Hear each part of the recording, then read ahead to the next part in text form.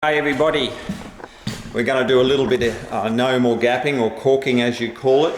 I'm using the GSA gaps or GSA caulking. I find that pretty good. I'm using the Ergotech ETS 2000. It's a bloody good gun. It lasts for years. For a DIYer, you'll never buy another gun ever in your whole life. I guarantee it. Amazing guns. So we're just going to do a little bit of caulking. Now I've already puttied and I just want to do it a little bit closer so you can see how I go about doing it, because I've been known to rush things and not explain things. So I'm going to explain to you. Now I don't cut the nozzles off these tubes. I do not cut my nozzles off. So basically it is as you see it.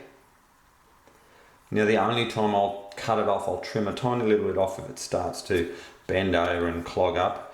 If I've got some really big gaps to do, I'll actually have one in my apron that's cut big.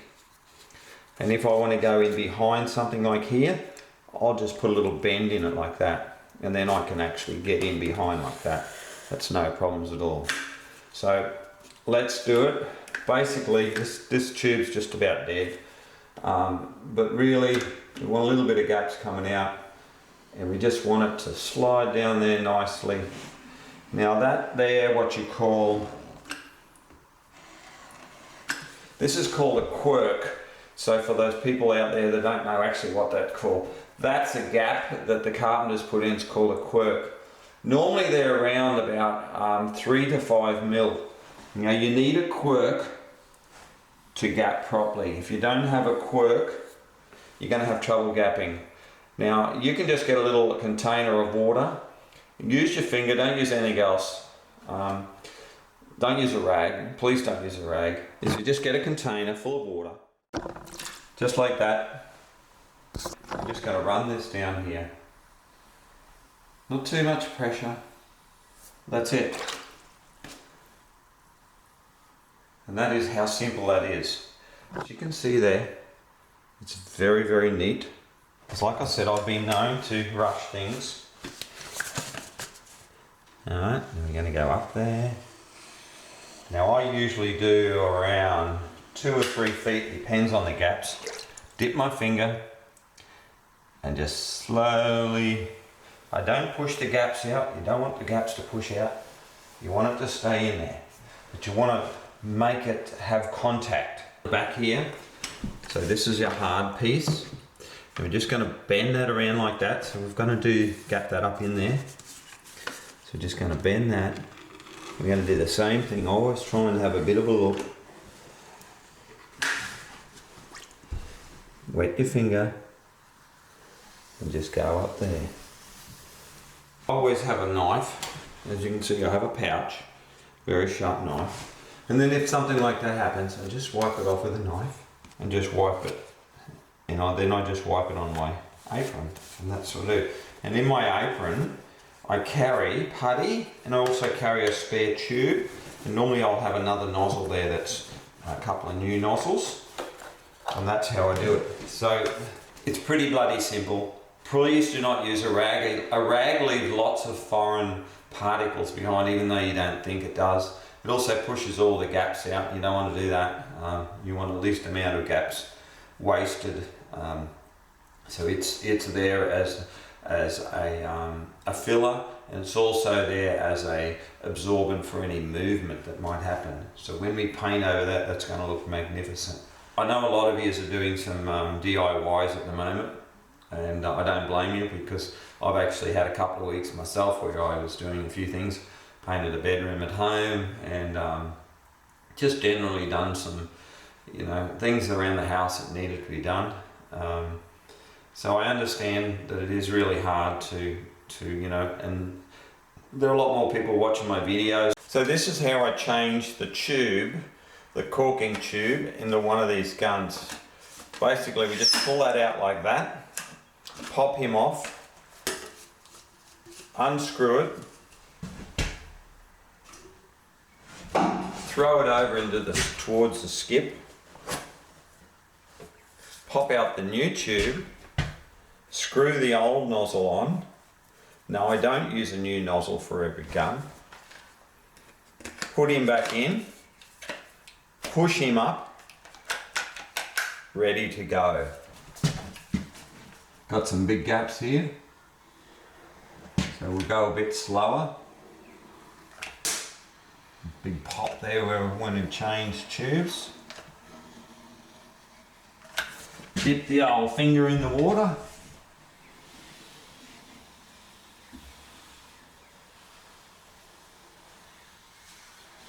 You can see that's a bit light on there, so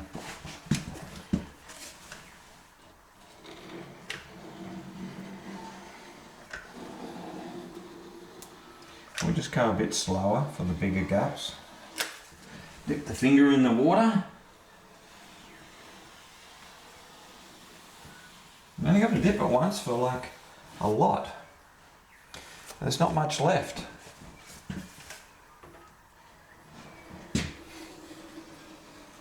Now if you know more gaps or your caulking is actually falling off, it's too dry. It's not a very good tube. So you can see there I've done like nearly 2 meters of caulking in one go. And that's what I've ended up with. All the rest is on there, no wastage. It's brilliant.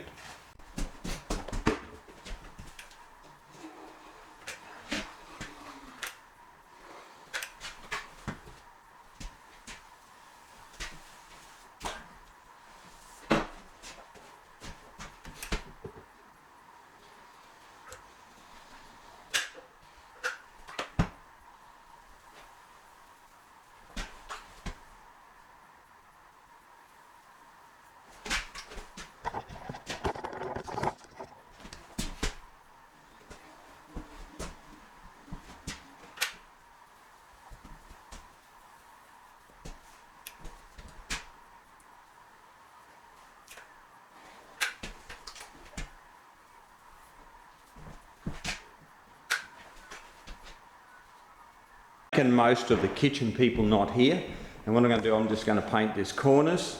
As you can see there, it's already been rolled, the ceiling's been rolled and the walls have been rolled, so I'm just painting the cornice and I'm just protecting stuff as I go. I'm just sealing off all these ceilings and cornice. Now that's a sealer undercoat up top there for first coat, and we're just putting the sealer on the cornice now. So that's the sealer undercoat there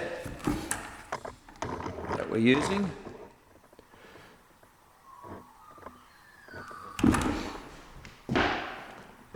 So we'll just protect some of this stuff as we go. We don't want to go too hard on it. Now you can use any tip you want for this. I use all the 211s, the worn out 211s. This one just happens to be a 211 in a low pressure. I think it's a low pressure. What I've done, a helpful hint, I've actually drilled 2 little holes in there, so I know it's a 2, not a 3 or a 4 or a 5. So that's a 2. It's a bit worn out, so it's actually very good for what I want to use it for.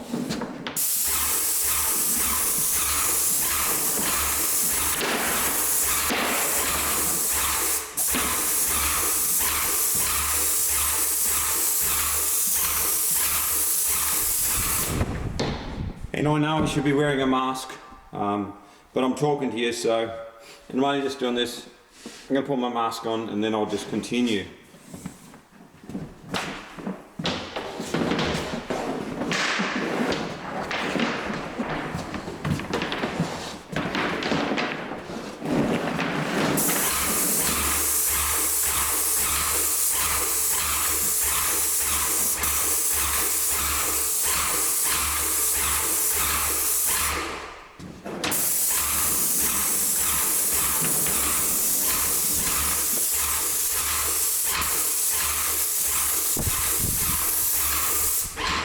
Now you'll notice that I actually do 2 swipes of this. I do the bottom of the cornice, which gets lots more paint up there.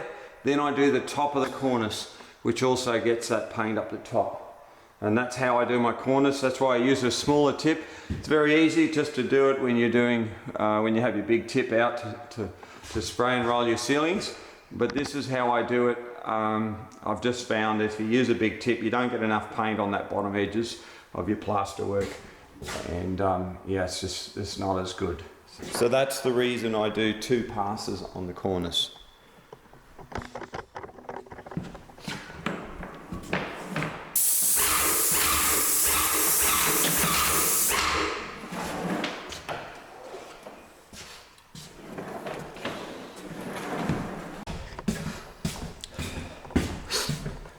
Have you ever had trouble rolling 2.7 metre ceilings? Well, they're nothing. What I'm going to roll now is 3 metre ceilings. So that's it. 3 metres. So your gun won't even reach up there unless you put an extension on it, which I'm not going to. But yeah. So basically I've just gone around and I've sprayed my cornice like I normally do. And then I'm using the stool to spray off. So I'm just using my 6-inch extension. And yeah, using a pole. It's an 8-foot pole or 4-foot pole, or 1200 pole, whatever you like to call it. And yeah, double it up. And that's her. The 10-foot ceilings, 3 metres. Very hard on the body. So I've just got an old 517 tip. It's totally worn out, 10-15 years old. 6-inch extension, Wagner 3.21, and pure ceiling paint. This is the final coat we're putting on here now. So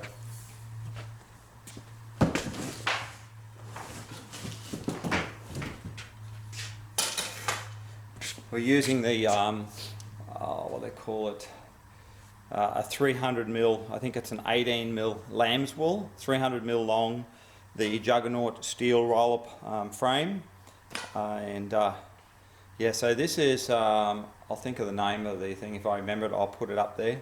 So this is my actual finish paint when I use my mat. This is my actual finish roller sleeve when I do my mat.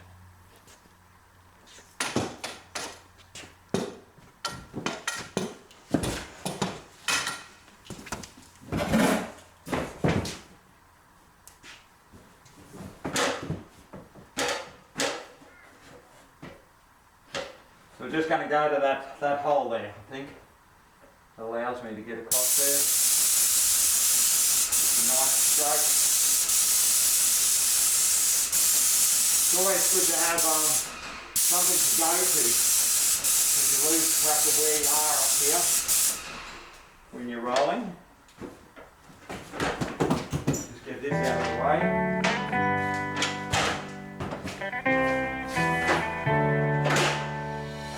On my own, but I don't know why you hit the road, but you don't realize I won't look back when you're around.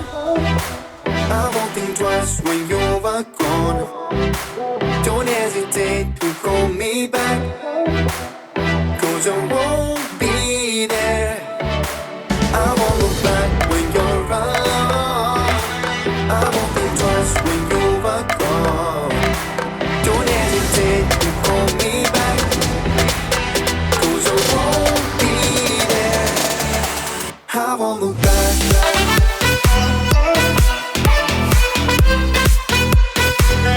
'Cause I won't look back.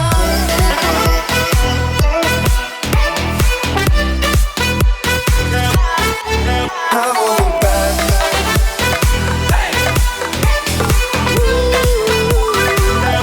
'Cause I won't look back.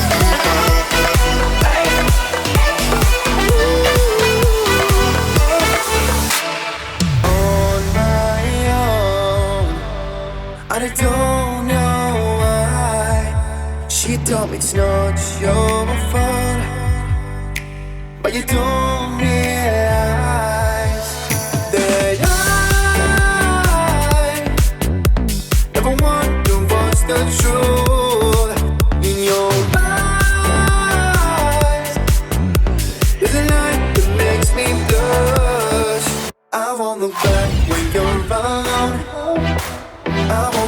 trust when you're gone. Don't hesitate to pull me back, 'cause I won't be there. I won't look back when you're around. I won't think twice when you're gone. Don't hesitate to pull me back, 'cause I won't be there. I won't look back.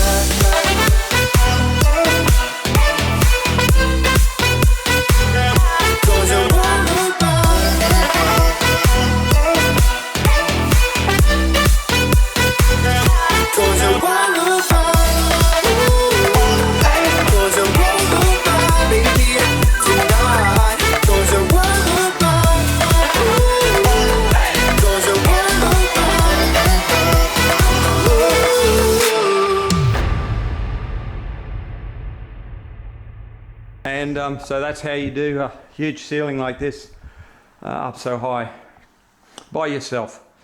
It's always harder by yourself, but hey, you know, it's worthwhile.